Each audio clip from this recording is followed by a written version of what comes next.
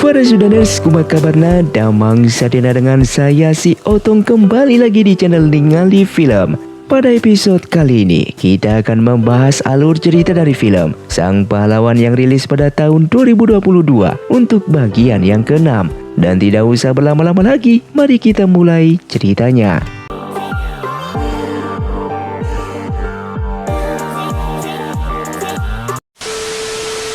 Film pun dilanjutkan dengan Tian Chun yang pergi mengunjungi Bai yang terlihat terbaring tak berdaya akibat pengaruh dari pil perusak hati. Dikarenakan pil itu memberikan efek halusinasi yang hebat yang membuat pemakainya akan menjadi gila nantinya. Setelah itu pelayannya pun pergi ke sekte Pavilion Hujan untuk menyampaikan sebuah pesan. Dengan menyampaikan pesan nonanya mengenai keadaan Bai yang begitu menyedihkan di dalam penjara yang telah diberikan pil perusak hati. Setelah pelayan Tian Chun pergi dari sana, saat itu Meng Xian benar-benar sangat tersiksa tidak berdaya yang tidak memiliki solusi untuk meringankan penderitaan adik keduanya ini yang seketika membuat kondisinya semakin memburuk. Sementara itu Bai yang sangat menderita, ia pun memohon agar kedua pengawal di sana untuk membunuhnya. Namun Bai kembali diberikan pil perusak hati yang membuatnya ia berhalusinasi kembali. Meng Xian yang sudah tersadar dari pingsannya meminta Wuxi untuk mengatur pertemuannya dengan menemui Tian Chun. Dan singkatnya keesokan harinya Meng Xian pun bertemu dengan Tian Chun di sana. Meng Xian pun memohon agar Tian Chun membantunya mencari solusi untuk menyelamatkan adik keduanya ini. Namun Tian Chun menolaknya dengan mengatakan betapa sakit hatinya ketika melihat Meng Xian membunuh ayahnya sendiri. Hingga sampai sekarang ia bahkan belum pernah mendengarkan satu kata maaf pun yang keluar dari mulut Meng Xian. Meng Xian lalu memeluknya dan meminta maaf di saat itu juga. Namun Tian Chun mendorongnya hingga Meng Xian tak sadarkan diri. Sementara di penjara, di sana terlihat seorang tawanan baru, seorang kakek dengan memperkenalkan dirinya yang langsung mempertanyakan kenapa Bai bisa masuk ke penjara tersebut. Dan di sana Bai mengatakan ia masuk dengan sukarela yang membuat kakek tersebut terkagum akan tindakannya itu. Meskipun menderita di dalam penjara, Bai setidaknya memiliki seorang teman kakek yang menemaninya mengobrol dengannya. Namun kakek itu tampaknya sering membicarakan tentang ambisi dan kesempatan. Seakan-akan kakek ini ingin membangkitkan ambisi dari dalam hati Bai supaya Bai tidak melepaskan kesempatan yang datang ke hadapannya. Kemudian Bai pun dibawa untuk menemui Perdana Menteri yang berkunjung ke sana. Meja itu dihidangi makanan dan minuman, di mana Bai segera meminum arak yang ada di hadapannya itu.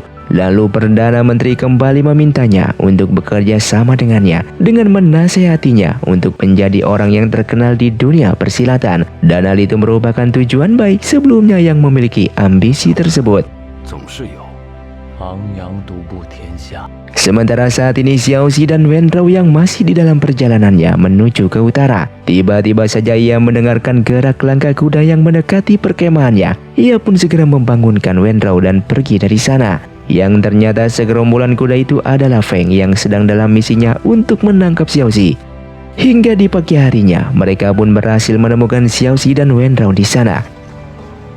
Dalam pertarungan tersebut membuat Wen Rao harus tertangkap oleh mereka.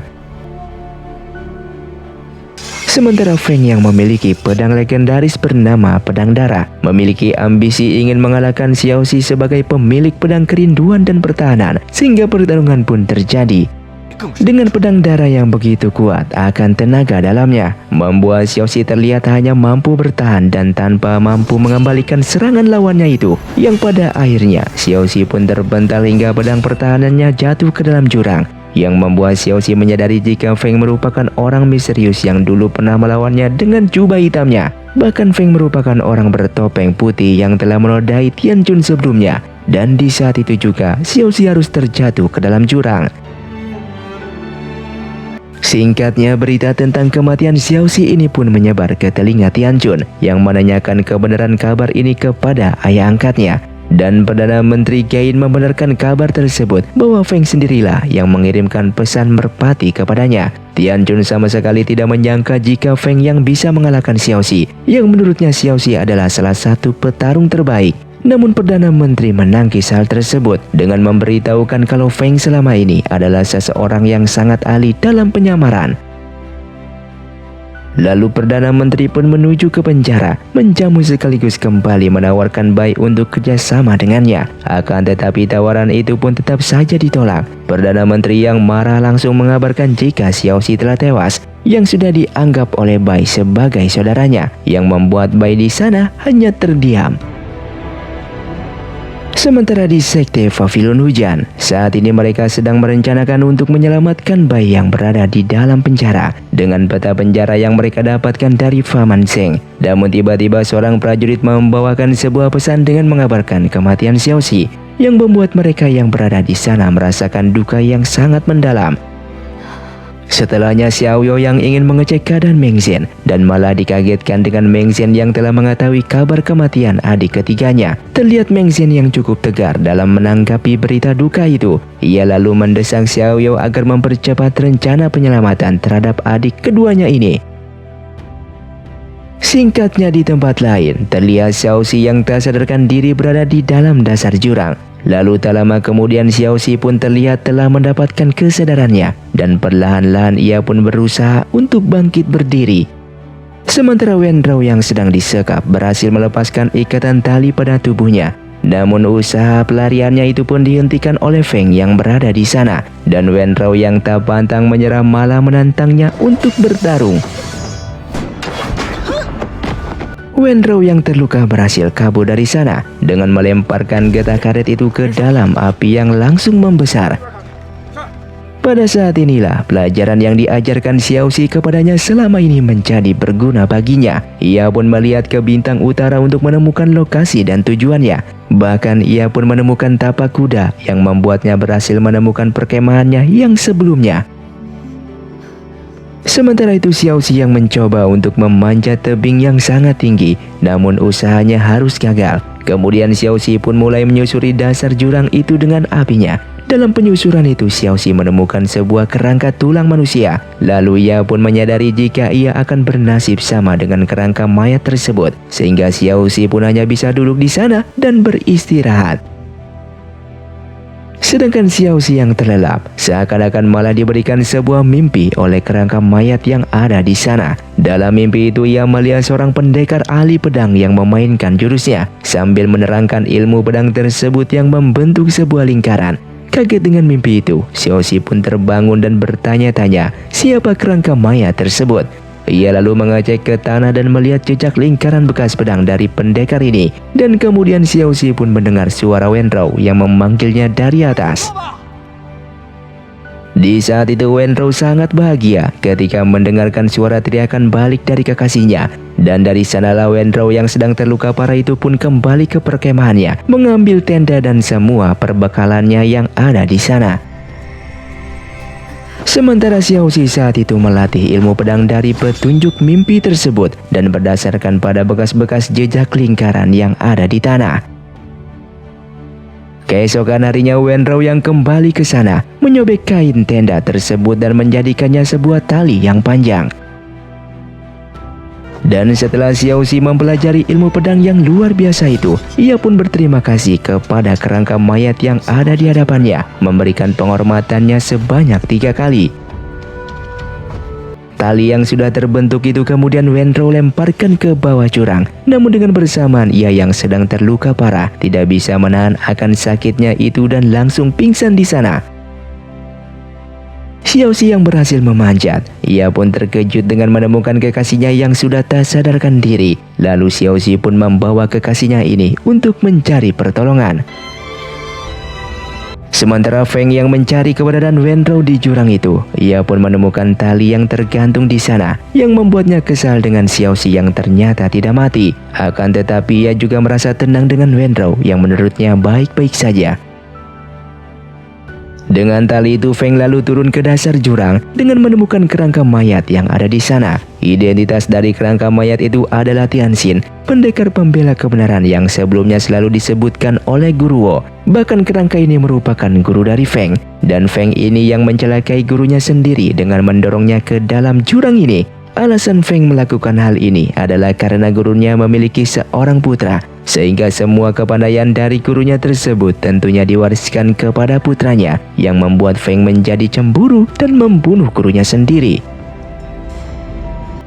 Sementara itu Xiaoxi membawa Wenrou menyusuri pegunungan utara yang sedang diliputi oleh salju lebat dalam upayanya mencari pertolongan. Ia pun berharap untuk menemukan perkampungan, tetapi hanya hutan dan pegunungan di sekelilingnya. Hingga akhirnya Xiaoxi yang kelelahan pun harus berteduh dengan kondisi yang cukup memprihatinkan. Sedangkan Bai yang ada di dalam penjara masih bersedih atas kabar kematian Xiaoxi. Lalu kakek tua ini pun kembali mengajak Bai mengobrol tentang ambisi dan kekuasaan. Ia pun menunjukkan sebuah ukiran yang dulunya ia pun mementingkan saudaranya dibandingkan kekuasaan, yang membuatnya menyia-nyiakan masa mudanya di dalam penjara tersebut. Hal itu membuat Bai terheran-heran dengan kisah dari kakek itu yang sangat mirip dengan kisahnya bersama saudaranya ini. Kemudian kakek itu pun mulai mengingat nama aslinya yang ternyata dia adalah Bai. Yang pada akhirnya Bai pun menyadari kalau kakek ini hanyalah halusinasi dari alam bawah sadarnya selama ini. Sementara kondisi Xiaoxi dan Wenrou yang tidak berdaya ini pada akhirnya datang sekelompok orang yang melintas di sana. Salah satu orang itu ternyata adalah guru dari Xiaoxi. Xiaoxi seakan tidak percaya bertemu kembali dengan gurunya di tempat ini. Kemudian kedua orang ini pun dibawa untuk diselamatkan.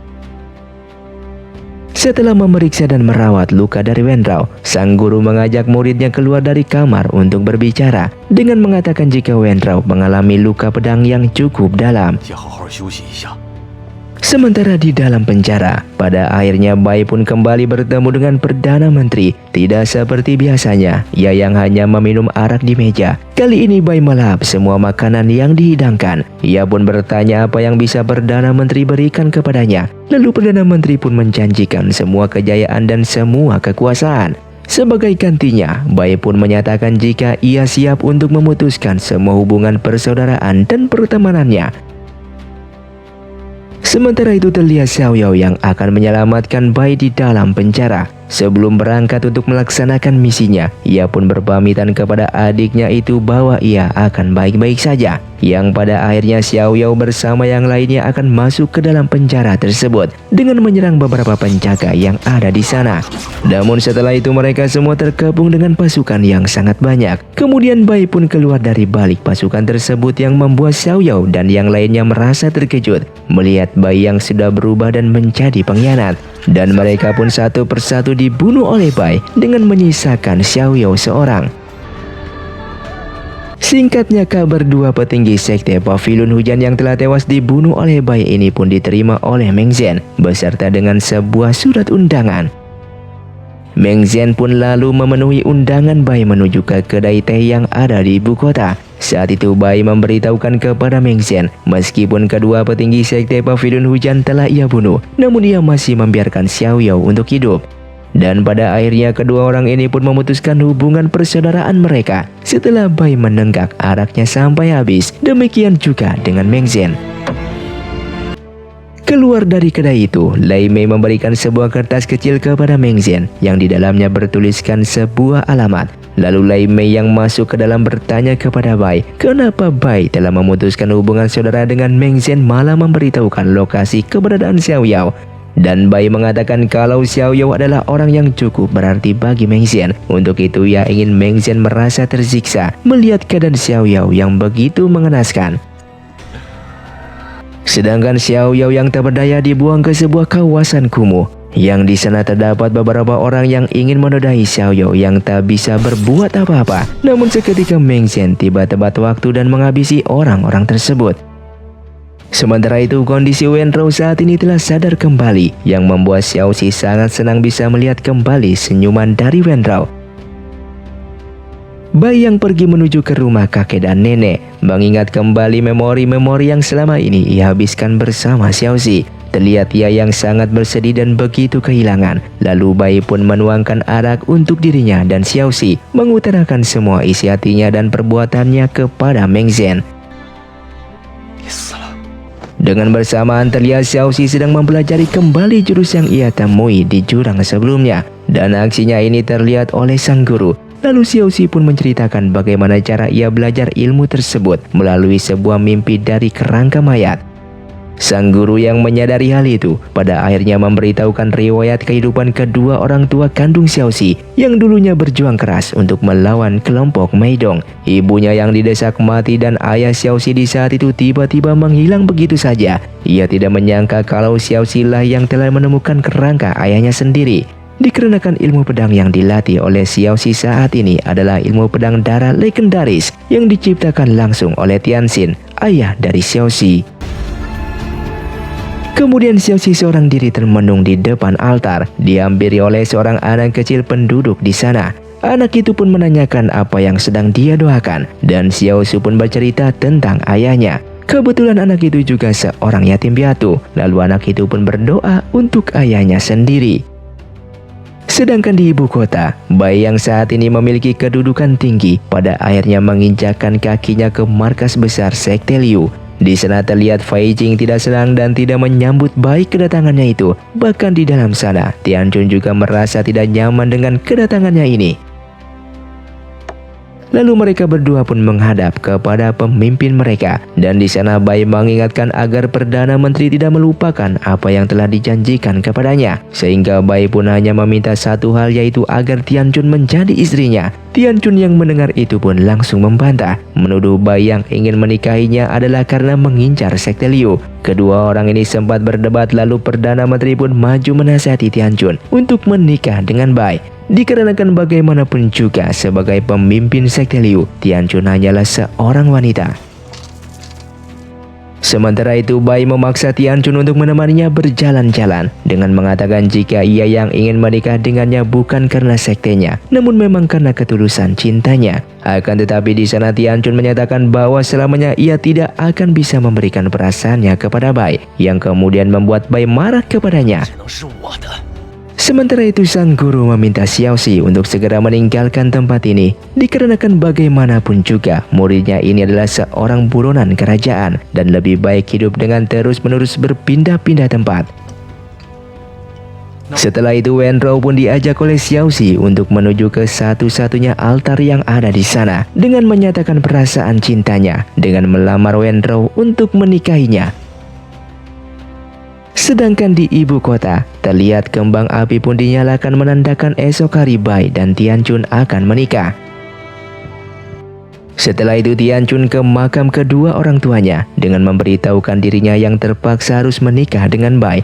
Fei Jing yang datang ke sana lalu menyarankan agar adiknya ini kabur dari sana. Akan tetapi Tianchun malah berlutut dan menangis di hadapan kakaknya. Ia justru meminta agar Fei Jing meninggalkan sekte ini, dikarenakan ia tahu jika kakaknya ini tidak mungkin bisa mengabdi kepada Bai yang akan segera menjadi suaminya. Melihat adiknya yang bersedih dan begitu mencemaskan keselamatannya, Fei Jing pun hanya bisa berjanji untuk menuruti permintaan tersebut. Singkatnya esok hari pun tiba. Semua pelayan dan pekerja di markas Sekte Liu telah sibuk mempersiapkan upacara tersebut. Sementara Fei Jing pada akhirnya pun berjalan keluar meninggalkan Sekte Liu yang telah ia jaga selama ini. Dan saat ini Fei Jing tidak memiliki tujuan lalu ditemui oleh salah satu petinggi Sekte Liu dengan memberitahukan tentang orang bertopeng yang diminta Fei Jing untuk dilacak. Dan ia memastikan identitas orang bertopeng di malam itu adalah Feng, yang membuat Fei Jing akan menuju ke utara untuk menemui Feng di sana. Singkatnya pernikahan Xiaoxi bersama Wenrou berjalan dengan lancar dan penuh kebahagiaan. Sementara pernikahan Tianchun yang bersama Bai terlihat tidak bahagia. Tianchun terlihat dingin dan tanpa ekspresi saat menjalani upacara pernikahannya tersebut. Di malam harinya, Meng Xian yang mengetahui jika Tianchun telah menikah dengan Bai membuat kondisinya menjadi parah. Dan di sana terlihat Xiao Yao yang berada di sana menasihati Meng Xian untuk melupakan Tianchun yang saat ini sudah menjadi milik Bai. Setelah itu Wuxi menemui dan mencoba menghibur sang ketua. Namun sang ketua malah memintanya menceritakan bagaimana berjalannya pesta pernikahan Bai dan Tianchun. Wuxi pun memberitahukan kalau pesta yang dilangsungkan sangatlah meriah dan Meng Xian hanya tersenyum kecil.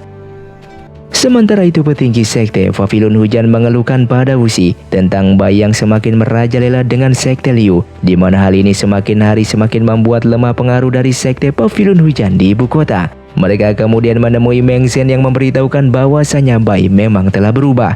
Ia pun menenangkan mereka semua, tidak ingin para bawahannya berkorban nyawa untuk dirinya yang dihina oleh Bai. Saat itu Meng Xian meminta mereka semua bersabar, dikarenakan mereka perlu menunggu seseorang untuk kembali, dan orang itu adalah Xiao Xi. Dan ternyata Meng Xian telah mendapatkan laporan bahwa adik ketiganya ini masihlah hidup.